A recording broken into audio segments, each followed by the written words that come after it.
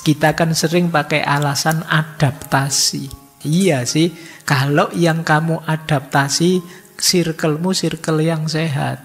Tapi kalau kelompokmu kelompok yang negatif, kalau temenmu toksik semua, lah ngapain kamu beradaptasi?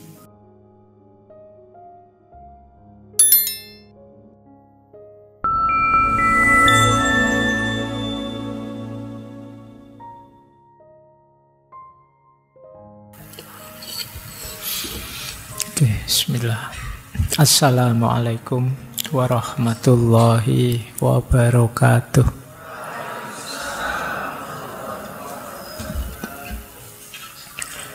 Bismillahirrahmanirrahim. Alhamdulillahi rabbil alamin. Wa bihi nasta'inu ala umurid dunya waddin. Allahumma sholli wa sallim wa barik ala habibina wa syafi'ina sayyidina wa maulana Muhammadin wa ala alihi wa ashabihi wa man tabi'ahum bi ihsanin ila yaumiddin. Amma ba'du.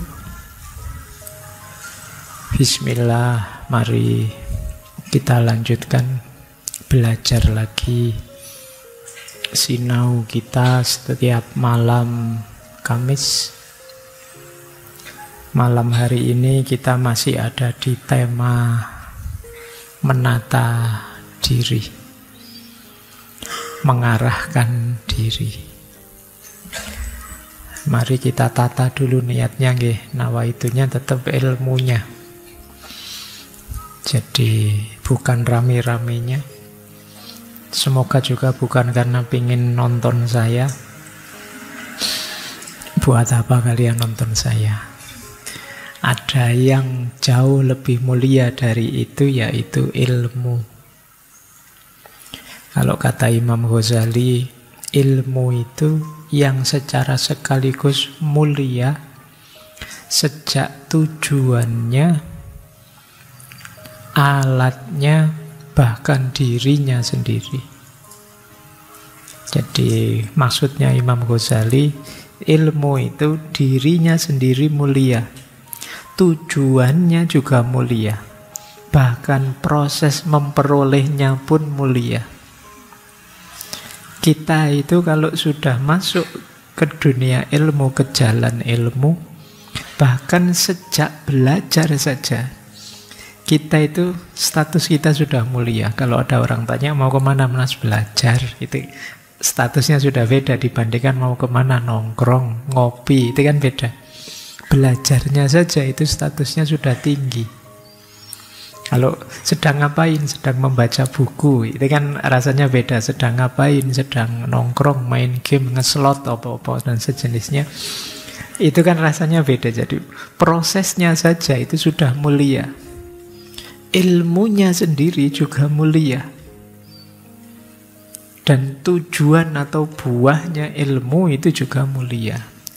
Jadi bahkan sejak prosesnya, yang proses itu tentu saja diawali dari niat, kita itu sudah naik derajat kalau menempuh jalan ilmu. Makanya mari, kalau bisa kita jadikan setiap detik hidup kita itu nuansanya ilmu. Meskipun di sekeliling kita tidak begitu. Saya di beberapa kesempatan tanya pada audien, kira-kira Indonesia ini atmosfernya ilmu, apa politik, apa hiburan? Menurutmu kira-kira yang paling dominan apa? Politik, apa ilmu, apa hiburan? Terserah jawabanmu, tapi yang jelas masih belum ilmu. Jadi atmosfer hidup kita masih belum ke situ. Padahal yarfa'illahul ladzina amanu minkum walladzina utul ilma darajat. Baik, makanya eman-eman kalau kesini sampean niatnya hanya pingin nonton keramaian, apalagi nonton saya. Niatnya belajar ya, Apalagi malam hari ini temanya sebenarnya tentang diri kita. Jadi malam hari ini kita membahas salah satu insting yang ada dalam diri kita.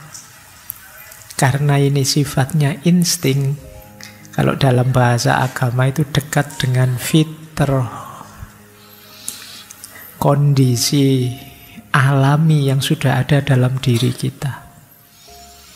Tapi kalau kita tidak mengelolanya dengan baik, dia bisa jadi masalah. Nah, malam hari ini kita belajar salah satu jenis insting yang dikenal sebagai herd instinct. Herd instinct itu kalau diterjemahkan dalam bahasa Indonesia itu biasanya insting atau dorongan jiwa. Herd itu kawanan atau kumpulan. Jadi dorongan jiwa kita untuk bersosialisasi, untuk hidup bersama orang lain. Jadi ini salah satu insting kita, salah satu dorongan jiwa. Kita tidak perlu belajar, otomatis kita punya dorongan itu insting. Sama kayak dorongan jiwa untuk menikah, dorongan jiwa untuk dan lain sebagainya.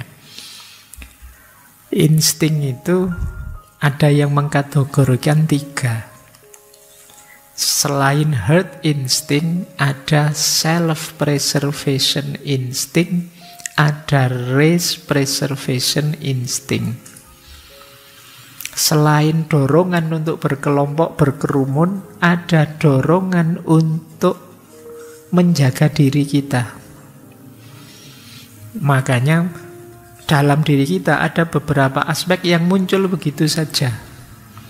Misalnya naluri untuk mencari makanan, naluri untuk melindungi diri, tidak ingin diganggu, naluri untuk ingin tahu. Di situ orang yang ingin tahu itu kenapa? Ya biar saya selamat, ini ada banyak hal yang harus saya ketahui. Ini self preservation. Termasuk sifat agresif. Agresif kadang-kadang kita awas jangan ganggu saya tak sikat. Itu sebenarnya defense kita, itu karena dorongan jiwa untuk self preservation. Itu otomatis sudah. Kalau ada orang mau mukul kalian, tangannya baru ngangkat saja kalian sudah ancang-ancang. Kenapa? Dorongan jiwamu ini ada ancaman dari luar ini. Ini self-preservation namanya. Termasuk dorongan jiwa untuk makan. Mencari makan itu dorongan. Tidak perlu pakai diskusi, begitu perutmu lapar, ya kamu tetap bergerak mencari makanan. Jadi tidak perlu kamu pakai seminar, Pak, perut saya kok kerucuk-kerucuk ya Pak, ini memahaminya pakai teori apa ya, filsafat apa ya. Tidak capek-capek begitu, pokoknya ayolah lapar ya makan saja, ngantuk ya tidur saja. Ini namanya self-preservation instinct. Termasuk menghindari rasa sakit, rasa tidak enak. Jadi kita itu ingin nyaman, ingin enak, maka kita secara tidak sadar punya kecenderungan menghindar dari rasa tidak enak. Pingin sih ikut ngaji filsafat, tapi ternyata teman saya yang paling saya benci sudah berangkat duluan. Males mau ke sana, lihat wajahnya saja sudah mules aku misalnya. Jadi, kamu terus tidak jadi berangkat. Kenapa? Kamu ingin nyaman. Jadi itu salah satu dorongan jiwa, namanya self-preservation instinct. Ada lagi lebih luas, yaitu race preservation instinct. Ini dimiliki setiap orang yang berhubungan dengan kelestarian makhluk yang namanya manusia. Jadi kita itu sebagai pribadi, durasi hidup kita terbatas, tapi ada dorongan dalam jiwa kita agar hidupnya manusia itu berlanjut terus. Ini namanya race preservation instinct. Dorongan seksual, yang cowok suka dengan yang perempuan, yang laki-laki senang dengan yang perempuan. Ini dorongan jiwa. Kalian apa pernah belajar? Saya ini laki-laki, berarti saya harus senang perempuan. Caranya senang tidak ada. Otomatis saja rasa suka itu muncul. Itu yang disebut insting.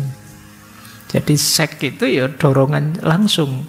Jadi kalian tidak perlu, Pak saya harus belajar detail ini Pak. Tidak harus begitu, dorongan itu ada. Makanya ngapain kamu ngumpulin video-video banyak itu. Nanti kalau ditanya alasannya, loh Pak ini kan saya harus belajar Pak. Harus banyak rujukan Pak. Harus banyak Allah. Iya. Jadi alasanmu saja itu. Itu mungkin bisa jadi alasan kenapa sih kamu kok suka sekali video-video gitu. Jangan-jangan kamu salah mengaktualkan dorongan seksualitas dalam dirimu. Yo agama ngasih tuntunan, yo kalau memang tidak kuat yo menikahlah. Kalau memang, kalau hadisnya Nabi itu kan, kalau menikah tidak mampu yo puasalah. Pak tambah susah, Pak sudah ditahan tidak bisa menikah, ditahan tidak boleh makan. Maksudnya itu mungkin semacam pengalih perhatian. Daripada kamu mikir gitu-gitu terus, mending mikir lapar ya, nanti makan apa. Jadi ini secara psikologis mungkin ke situ. Kalau kamu sedang lapar kan sudah pikiranmu diajak ke situ-situ, tidak bisa. Yang dipikir lemes, sudah kamu mikir makan. Ini race preservation. Tiba-tiba saja nanti kalau kalian punya anak, begitu sayangnya sama anakmu. Meskipun kalian tidak pernah kursus parenting, tidak pernah ikut pelatihan jadi orang tua yang baik, yang begini, yang begitu, insting itu muncul sudah dalam dirimu. Meskipun yang seks tadi kalian tidak ikut pendidikan seks yang gimana, kan banyak itu sekarang model-model gitu. Saya yakin kalian sudah bisa. Jadi meskipun nanti mungkin ada cara-cara yang lebih manusiawi atau yang gimana, ya monggo saja. Tapi dorongan itu ada. Jadi yang laki-laki suka yang perempuan. Dalam rangka apa? Berketurunan. Makanya mungkin belakangan banyak ya isu-isu, Pak sekarang anak muda hari ini itu banyak loh Pak yang tidak mau menikah. Mungkin dorongan untuk menikah itu tertimbun karena kalian punya kegelisahan ini, kegelisahan itu. Tapi dorongan seks itu tidak bisa kita timbun. Itu pasti ada. Mungkin yang tidak menikah ya nanti nyari pelampiasan yang lain. Tapi ini namanya fitrah, insting. Kita pasti punya itu. Tinggal, makanya bahasa kita malam hari ini mengontrolnya. Mengontrol itu bukan berarti mematikan, tapi mengarahkannya agar membawa pada kemanfaatan atau kemaslahatan hidup. Nah, jadi ini di antara sisi diri kita yang jarang dibahas. Sering saya bilang pendidikan kita itu fokusnya masih positivistik, masih pada akal dan panca indera. Sementara alat-alat kita yang lain jarang dibahas, termasuk insting ini atau naluri. Masih ada lagi nurani, hati, kolab, masih ada lagi intuisi. Belum lagi imajinasi. Kita masih punya perangkat yang jarang kita garap. Malam hari ini kita belajar satu tentang insting. Itu pun satu aspek saja, yaitu herd instinct. Insting sosial, insting kerumunan. Baik, apa sih herd instinct itu? Ini kalau pakai definisi, ya, herd instinct itu dorongan alami manusia, juga hewan-hewan, untuk mengikuti tindakan atau perilaku kelompoknya secara kolektif. Jadi ada dorongan dalam jiwa kita untuk menyesuaikan hidup dengan kelompok kita. Jadi kelompok saya kok jalan semua ke utara, ya saya harus ke utara berarti. Kelompok saya kok ikut jalan ke selatan semua, ya saya harus ke selatan. Ini herd instinct, jadi dorongan jiwa sosial dalam diri kita. Wah, teman-teman kok ikut ngaji filsafat semua ya, tinggal saya yang belum. Itu terus kalian gelisah. Saya harus ikut saja. Begitu kalian ikut, meskipun sebenarnya kalian mungkin tidak terlalu senang, kamu nyaman. Karena sekarang kamu ada di kelompokmu. Ini yang disebut herd instinct. Jadi naluri kelompok. Makanya ini disebut fitrah, karena setiap orang pasti punya dorongan itu. Kalian beda sendiri kan tidak mau. Tidak enak kelihatan terkucil, tersisih, tidak sama dengan yang lain. Itu menggelisahkan. Kalian ingin sama saja seperti yang lain. Seperti orang lain. Baik.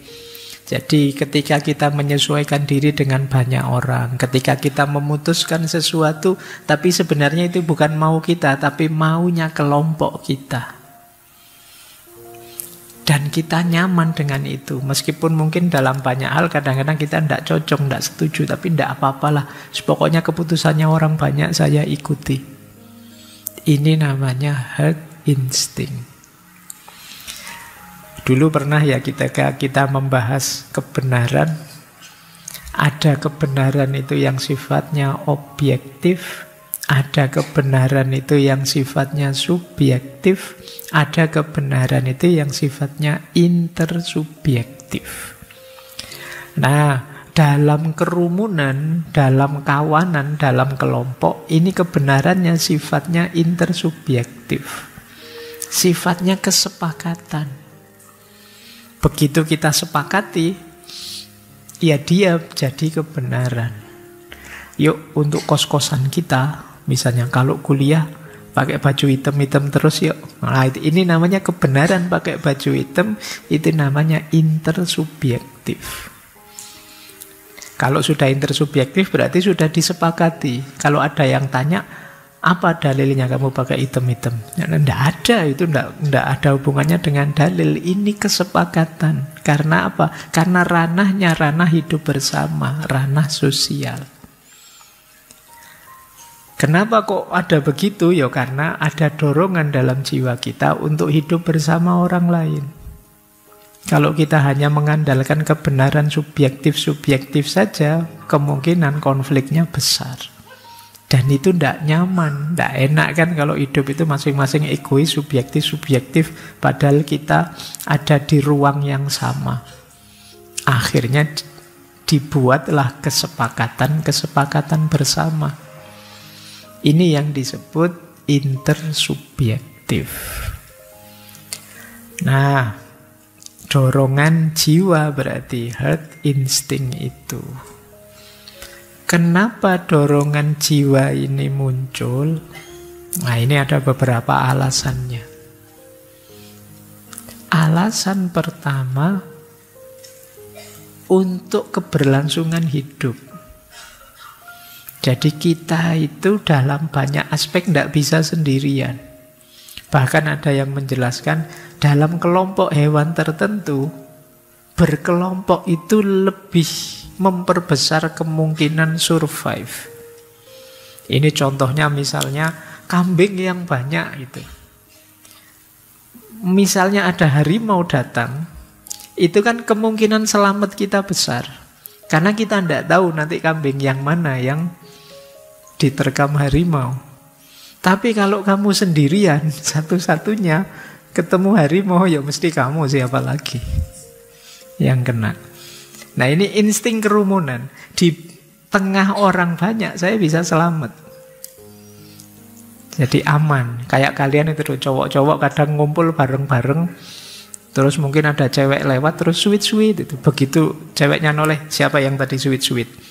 Diam semua, bukan saya. Kamu selamat. Coba kamu sendirian mesti ketahuan bahwa itu kamu. Nah, itu logika sederhana. Kenapa kerumunan kadang-kadang menyelamatkan? Jadi itu alasan pertama. Jadi instingmu jalan. Ini cara untuk aman apa? Gabung dalam kelompok. Biar tidak kelihatan kamu beda sendiri. Tapi kalau kamu sendirian ada apa-apa, ya kamu yang diserang. Siapa lagi kalau bukan kamu? Wong adanya cuma kamu. Kayak saya tadi ngajar, Ada mahasiswanya ngantuk. Salah satu cuma saya tidak lihat. Tiba-tiba ada yang menguap keras sekali. Wah gitu. Terus, ayo siapa tadi yang menguap? Diam semua. Akhirnya selamat semua. Karena saya tidak bisa tahu dalam kerumunan itu tadi siapa. Dan mungkin mahasiswanya kompak, ini tidak usah bilang siapa, pokoknya ada di antara kita lah gitu. Nah, kerumunan itu kadang-kadang menyelamatkan. Bareng-bareng, ya sederhananya bisa saling melindungi. Yang kedua, ya perlindungan dan keselamatan tadi ya, saling melindungi. Karena kita bareng-bareng, bersama-sama jauh lebih kuat daripada sendirian.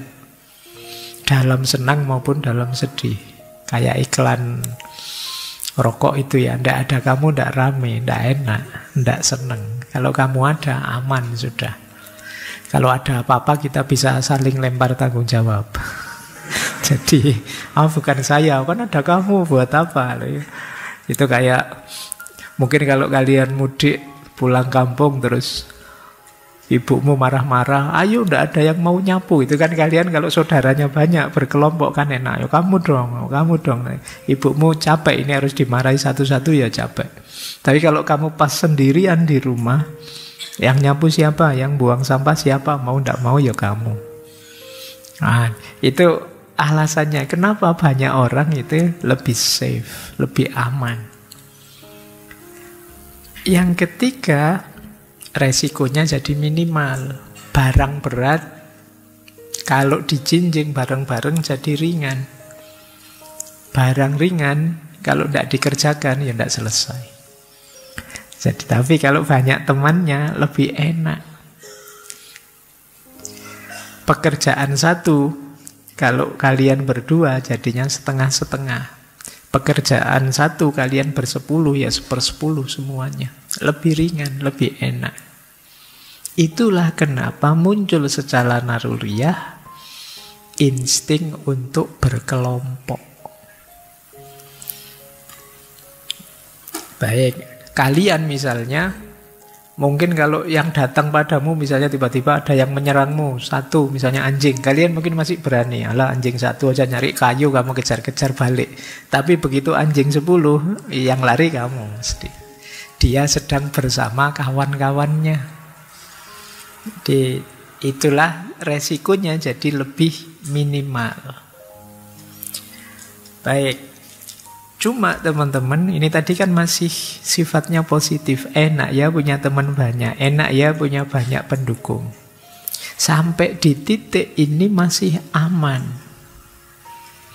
Tapi pada saatnya dari herd instinct bisa lahir namanya herd mentality.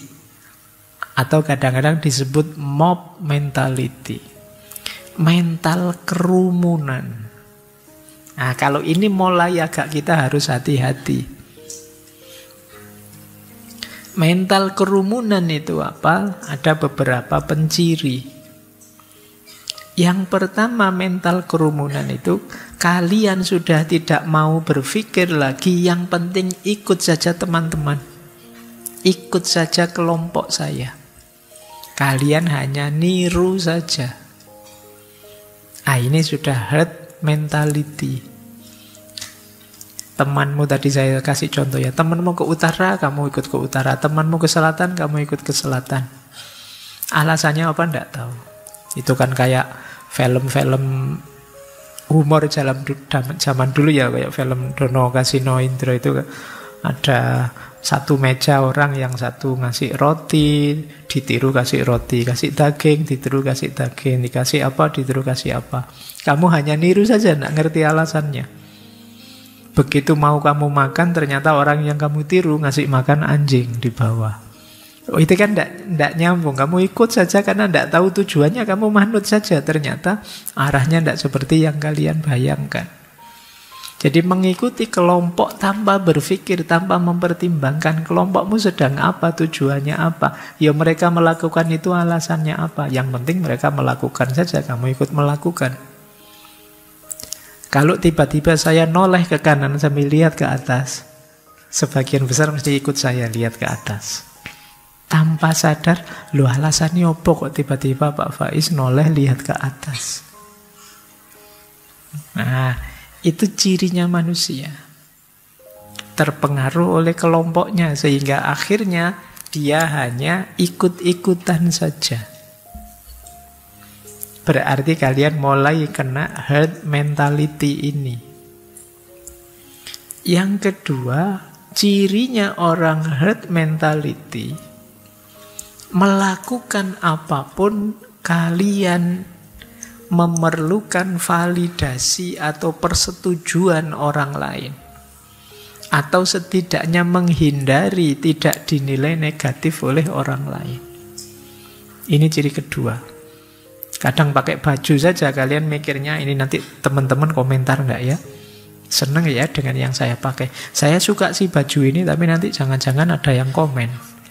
Nanti jangan-jangan ada yang enggak suka. Ini pertimbangan-pertimbangan seperti ini salah satu ciri bahwa kalian mulai tenggelam dalam kerumunan.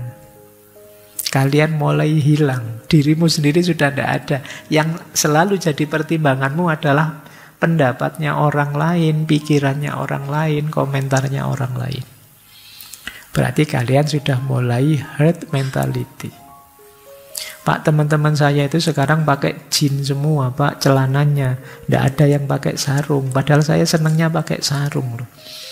Tapi kan kalau nanti saya pakai sarung sendirian, nanti saya dianggap tidak update, dianggap wah, terus akhirnya kamu memaksakan diri pakai jeans dan kamu merasa sangat tidak nyaman dan tersiksa misalnya. Nah ini contoh, berarti kamu terkena sindrom herd mentality. Mentalmu sudah mental kerumunan, kamu tidak berani mengekspresikan keinginanmu sendiri. Karena khawatir nanti kalau saya ekspresikan nanti diketawain. Nanti dikomentari jelek, nanti dapat jempol ke bawah, nanti pokoknya pertimbanganmu itu semua. Berarti kamu sudah mulai tenggelam dalam kerumunan. Yang ketiga, biasanya tanpa berpikir panjang kita menyesuaikan dengan yang difikirkan atau dilakukan banyak orang.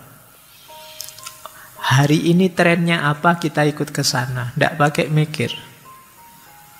Ini berarti kita sudah terjebak dalam herd mentality. Kalau kita sudah masuk dalam kelompok, kitanya hilang. Yang tersisa adalah kelompoknya. Makanya dalam filsafat itu dulu kita pernah belajar Martin Heidegger. Boleh dicari rekaman filsafatnya. Dia bilang manusia itu ada dua jenis. Yang pertama manusia kategori Dasein, yang kedua manusia kategori Dasman. Dasein itu manusia yang otentik. Dia bisa jadi dirinya sendiri, mengekspresikan, menyampaikan, mengaktualkan apa yang ada di pikirannya. Tapi ada manusia yang kategori Dasman, yang dia tenggelam dalam realitas, tenggelam dalam kerumunan. Dirinya tidak ada orang Dasman itu. Yang ada kerumunannya. Pencirimu tidak ada. Pencirimu adalah penciri kelompokmu. Kalian tidak unik sama sekali. Orang tidak nganggap kehadiranmu. Karena tidak memberi efek apa-apa. Ibarat main film, kalau kalian Dasman itu kalian pemain figuran. Tidak penting, hanya jadi background. Ya biar adegannya kelihatan natural, lengkap, kalian dihadirkan. Tapi kalian bukan pemeran utama. Nah ini menyakitkan kan pemain. Kalau kalian main film kok cuma 5 menit bagian lewat saja, itu pun dipotong, wajahnya tidak kelihatan pas ngadep sana misalnya. Nah, itu mengerikan hidup yang seperti itu. Nah itu namanya Dasman. Baik. Bahkan teman terdekatmu juga kadang-kadang lupa namamu. Itu lebih ngeri lagi. Siapa tadi? Dosenmu juga lupa kamu namanya siapa gitu. Kalau ketemu, lu dulu mahasiswa saya ya? Iya Pak gitu. Oke, coba kalau kamu ketemu gurumu atau dosenmu yang lama, itu mesti Kalau kalian tidak sangat istimewa, beliau lupa namamu. Saya sering itu, Pak, saya dulu mahasiswanya. Ya, itu pura-pura ingat saja. Padahal lupa. Oke ya, kenapa bisa begitu? Karena selama ini mungkin saya mengingatnya, yos pokoknya kamu temennya ini toh, sak kelas sama ini toh. Nah, yang namanya saya sebut itu biasanya dia yang otentik, karena itu berkesan. Jadi kalau kamu misalnya ketemu siapa dari masa lalumu, terus bukan kamu yang diingat tapi temenmu, oh kamu temennya inilah, berarti yang diingat temanmu bukan kamu. Berarti kamu pemain figuran tadi. Jadi kamu tidak terlalu penting bagi dia. Baik, kita lanjutkan ya. Jadi kalau kalian sudah punya ciri-ciri ini, berarti kalian sudah kena penyakit herd mentality atau mob mentality. Ada quotes menarik tentang herd mentality ini dari filosof yang dulu juga pernah kita bahas, Arthur Schopenhauer. Kata dia, kita mengorbankan 3/4 dari diri kita untuk jadi seperti orang lain. Nah, kita tidak menerima diri kita apa adanya, tapi kita modif diri kita dengan parameter orang lain. Apa ndak boleh Pak saya bergaya, bermode? Boleh, tapi ya sesuai idealmu saja. Jangan menggadaikan dirimu dengan bersandar pada pikirannya orang lain. Jadi kita jarang sepenuhnya jadi diri kita. Kita selalu ngambil benchmark orang lain. Makanya kata Schopenhauer, kita mengorbankan 3/4-nya. Berarti yang otentik dari diri kita tinggal 1/4-nya. Ya entah dalam hal apa, tapi ini menunjukkan kita memang tenggelam. Kita tidak unik, tidak mengaktualkan apa yang kita inginkan. Bahkan kata Einstein, saya kutip itu, terkenal sekali quote dari beliau, hanya sedikit orang yang melihat dengan mata kepala sendiri dan merasakan dengan hati sendiri. Kamu tidak berani melihat sendiri, tidak berani merasakan sendiri. Temanmu yang satu bilang, wah ngaji filsafat itu asik loh. Yang sini, iya enak sekali loh. 3, 4, 5 temanmu bilang begitu. Kamu sebenarnya mau bilang, tidak enak, bosen saya, ngantuk saya. Kamu tidak berani.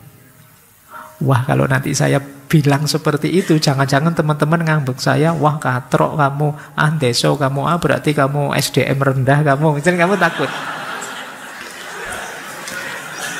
Kamu takut digituin, makanya kamu terus tidak berani bilang. Terus begitu kamu ditanya gimana menurutmu, iya hebat kok, luar biasa kok, karena kamu tidak berani bilang apa adanya.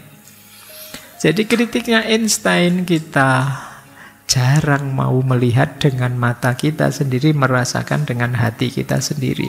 Kita gadaikan mata dan hati kita ke kelompok kita, teman-teman kita, orang-orang di sekitar kita. Itulah situasi kita hari ini, banyak. Kita tidak bisa jadi diri kita sendiri. Padahal semua yang kita lakukan nanti kita pertanggungjawabkan sendiri. Kalau bahasa Al-Quran kan wala taziru waziratun wizra ukhra. Jadi setiap orang membawa bebannya sendiri-sendiri, dia tidak akan menanggung bebannya orang lain. Sementara kita harus menanggung beban kelakuan kita, perilaku kita, yang itu sebenarnya bukan kita, hanya niru orang lain. Bayangkan pahitnya, saya sering mengilustrasikan begini. Kalau kalian ikut petunjuknya orang, kemudian tersesat, itu kan pahitnya luar biasa, mangkelnya luar biasa. Sudah tidak berinisiatif, hanya ikut-ikutan, itu pun tersesat. Tapi seandainya kalian jalan sendirilah, bismillah semoga nyampe, ternyata tersesat, itu kan mungkin ya kecewa, tapi kecewanya tidak sebesar ketika kalian sudah pasrah, sudah percaya, ternyata juga masih disesatkan. Nah itu pentingnya kita jadi diri kita sendiri. Ada lagi satu quote Ini tokoh dulu belum lama, bulan lalu kita bahas ya, Jiddu Krishnamurti. Kata beliau, menyesuaikan diri dengan baik dalam masyarakat yang sakit itu bukan ukuran kesehatan. Maksudnya beliau apa? Kita kan sering pakai alasan adaptasi. Kita kan harus beradaptasi, Pak. Kita kan harus menyesuaikan diri, Pak. Iya sih, kalau yang kamu adaptasi circle-mu circle yang sehat. Masyarakatmu masyarakat yang memang baik. Tapi kalau kelompokmu kelompok yang negatif, kalau temenmu toksik semua, lah ngapain kamu beradaptasi? Pak, teman saya itu Pak, grup cerewet semua Pak. Kalau enggak cerewet, enggak dianggap circle-nya. Berarti kan saya harus latihan cerewet toh Pak. Nah, ini yang maksudnya Krishnamurti. Menyesuaikan diri dengan baik dengan masyarakat yang sakit, itu namanya bukan ukuran kesehatan.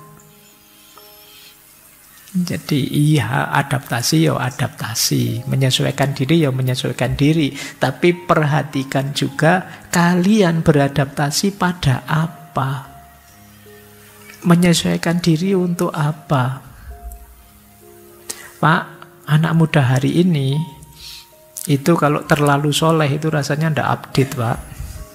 Yo harus ada nakal-nakalnya dikit lah, Pak. Mosok anak masa kini kok yo terlalu alim, ngerokok tidak, ngopi tidak, nongkrong tidak. Misalnya kan banyak diksi-diksi begitu. Yo dilihat dulu kalau memang circle-nya isinya senegatif itu, ya ngapain kita beradaptasi? Harusnya kan dibalik, yang negatif-negatif tadi yang mengadaptasi kalian. Mereka yang meniru kalian, bukan kalian yang niru mereka. Ini rumus yang terbalik. Makanya kata Krishnamurti, enggak, itu bukan ukuran hidup yang sehat.